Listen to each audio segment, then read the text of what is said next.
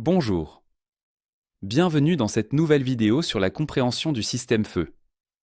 Aujourd'hui, nous allons aborder ensemble l'attaque d'atténuation et voir ce que nous dit la science à ce sujet.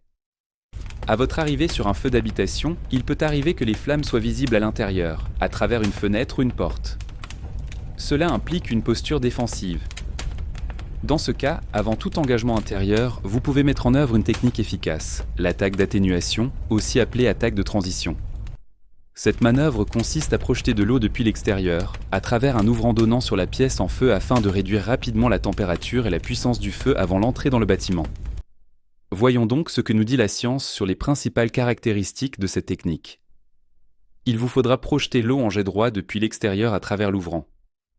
Les études confirment que le jet droit limite la perturbation des fumées sortant du local en feu. A l'inverse, un jet diffusé impactera la sortie des fumées, créant ainsi une augmentation de pression dans le local. Il s'agit de l'application directe du schéma de Thomas. La projection d'eau se fera depuis l'extérieur, à proximité de l'ouvrant. Le fait de se positionner près de l'ouvrant est logique pour maximiser l'efficacité du jet et limiter la quantité d'air entraîné. En effet, le déplacement de l'eau va également permettre l'entraînement d'air.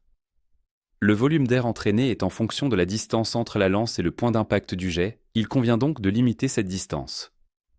Le jet sera ensuite dirigé en direction du plafond de la pièce en feu, avec un angle proche de la verticale. C'est un élément fondamental de l'attaque d'atténuation.